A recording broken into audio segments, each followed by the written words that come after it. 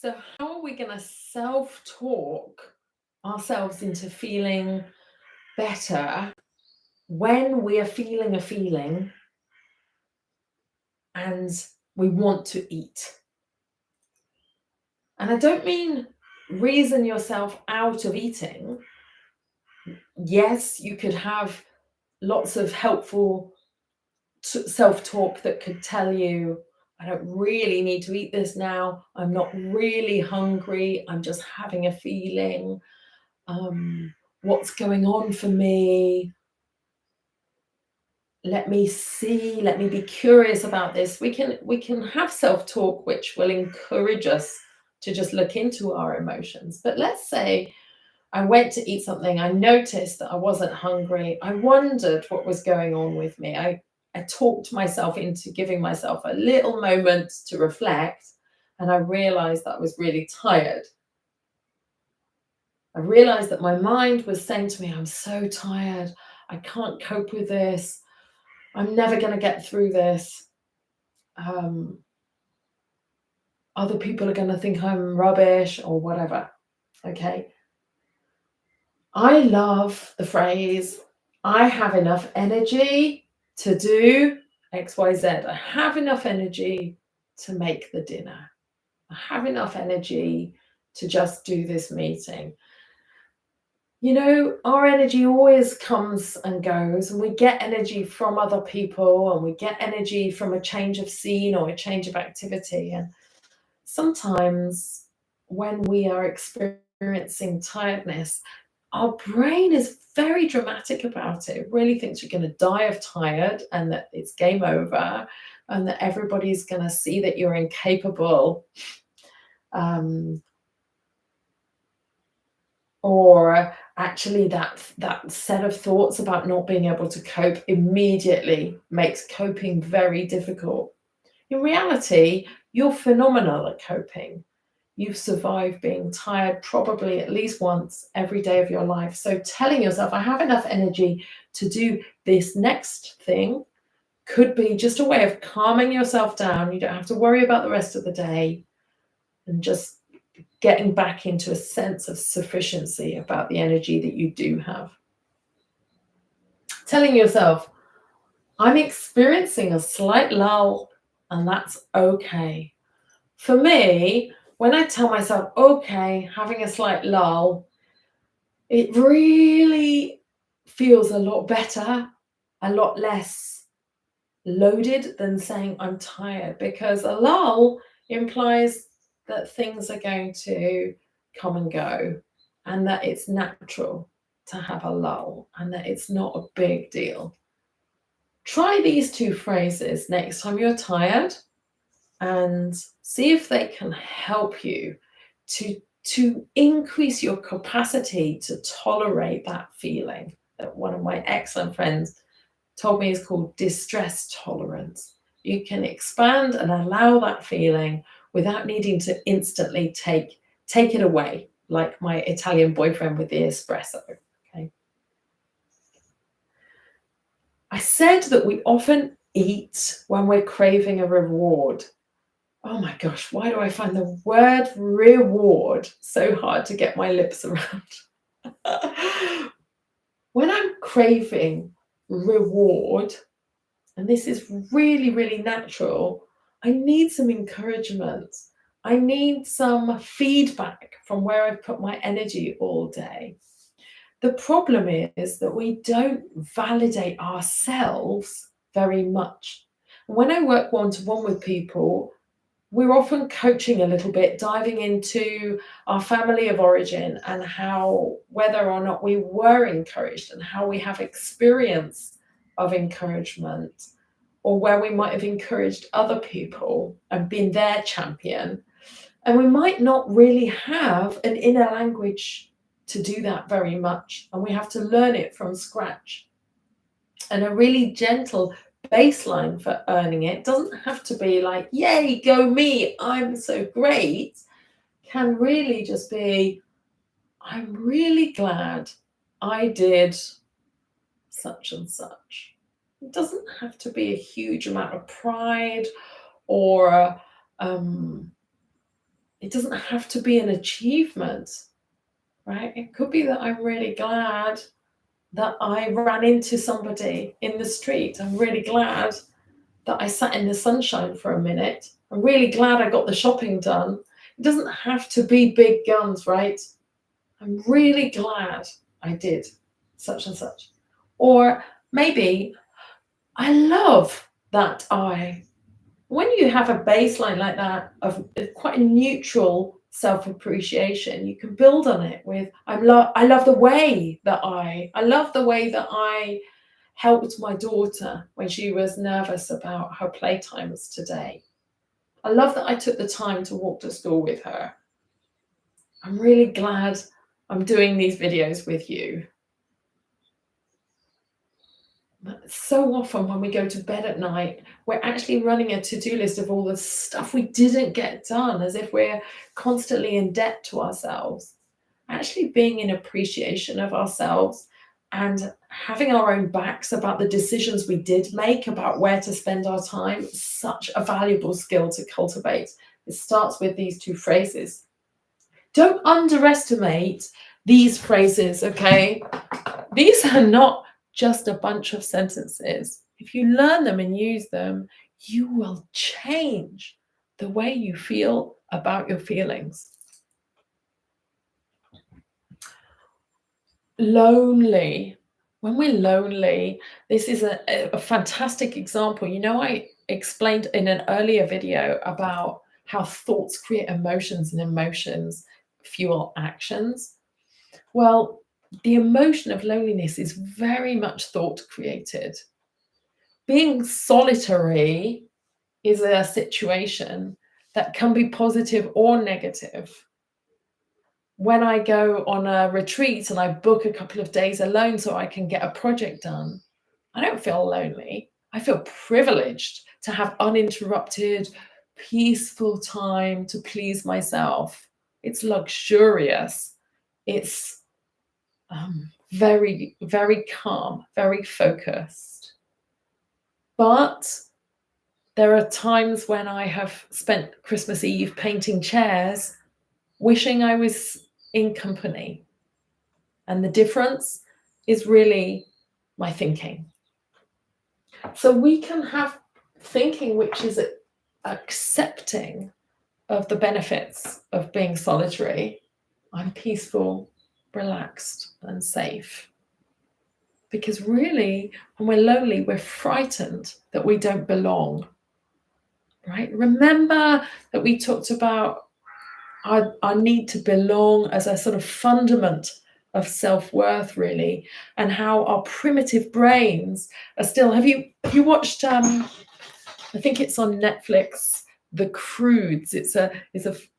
I think there's a couple of films, and they're about a family of cave people, and they're so frightened, and we're so frightened in part of our psyche about not being part of the group because we wouldn't survive if we were left to our own devices in caveman times, right? But actually telling ourselves, I'm peaceful, relaxed, and safe. I can make the best of this. And then reminding ourselves, like, I no longer eat in secret. I'm honest with myself. And that means even if I eat when I'm alone, I try to stay conscious. So as somebody who used to binge eat, I don't really binge anymore. I haven't done for the last 25 years, but I do notice that if my husband goes away on a work conference, a business trip, then there's a part of my brain that's like, ooh, now we can be a right studenty slob and eat cereal in bed, right? Or like starts to almost plan a binge as if now nobody's here to see, I can do what I want. And it's funny because I do feel like I can eat what I want, and I do feel like I eat lovely things when he's here. And actually, I don't action any of that because now I notice those patterns happening. And sometimes I will deliberately give myself some of what I want, I might say, yeah, I am going to pour a bowl of granola and eat it in bed in front of Netflix. And that's my thing. And it doesn't turn into a binge, right? But in that way of bringing consciousness to that process, I'm bringing that eating onto my radar. I'm not trying to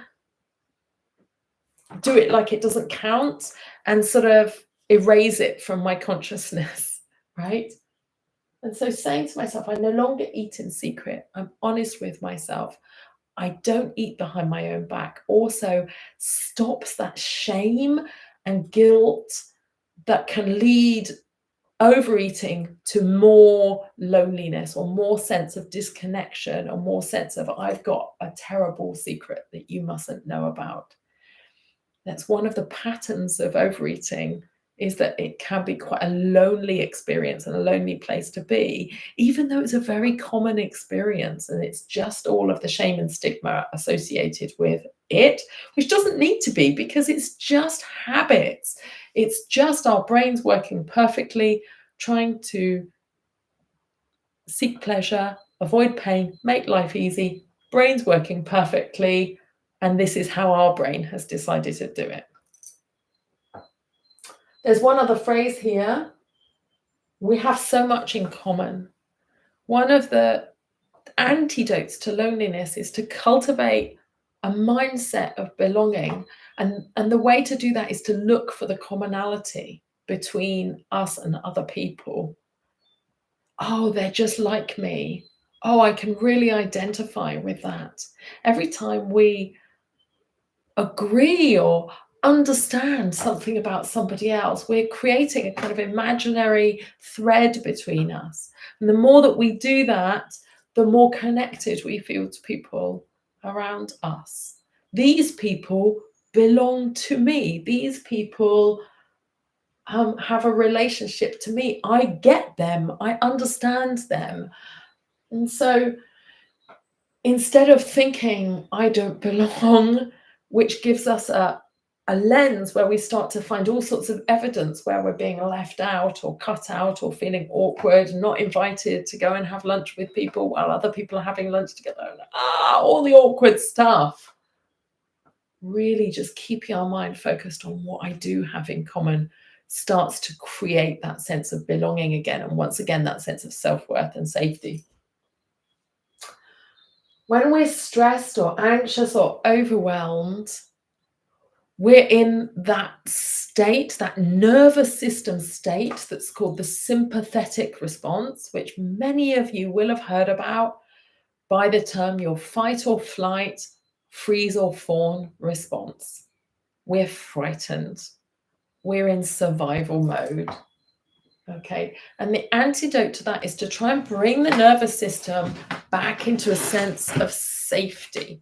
If you suffer sort of chronic anxiety, by which I mean anxiety which doesn't really seem to be fueled by a particular thought, but is just kind of like a switch that's got stuck on in your body.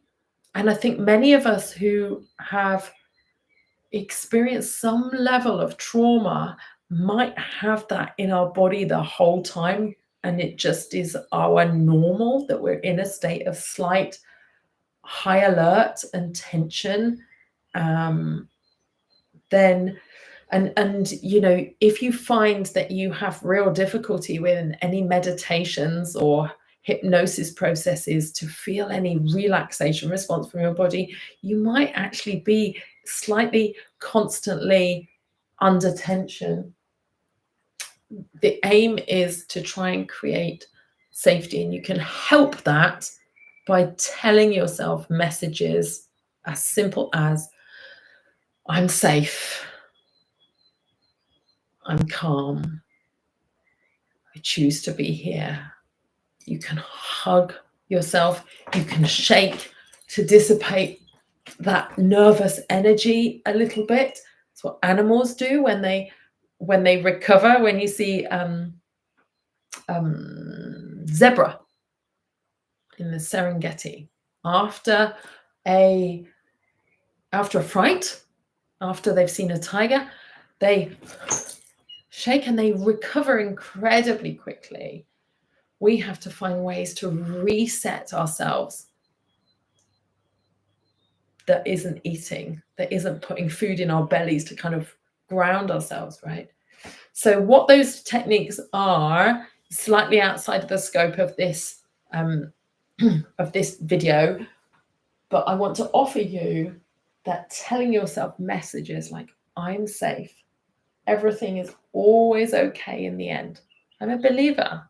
Everything always works out in the end. It's just a series of simple decisions. That's my phrase that gets me out of overwhelm. I just have to start somewhere. Doesn't matter where. It's just a series of simple decisions. And that phrase really helps me, because overwhelm is too many thoughts, often too many choices, often some confusion and a feeling of too much to do. And it's not possible to do all of that. So I just have to pick something and make decisions about that. And that's the only way out of overwhelm. Imagine you moved house, you have a lot of boxes to unpack.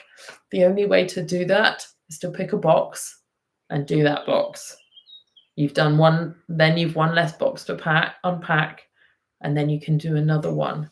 Okay. And you might choose to start in one corner and just unpack the kitchen stuff. And that's your way out of overwhelm. And that's kind of true of all overwhelm. We'll start with one decision. All right. I hope these phrases help. I'm going to bring the video a little closer so that you can see them. And actually, somebody asked me last night, can I have just photographs of all of the pages to refer to? And if I do create some sort of little PDF or collection of those, I'll put a link in the video description. I'll see what's possible. All right.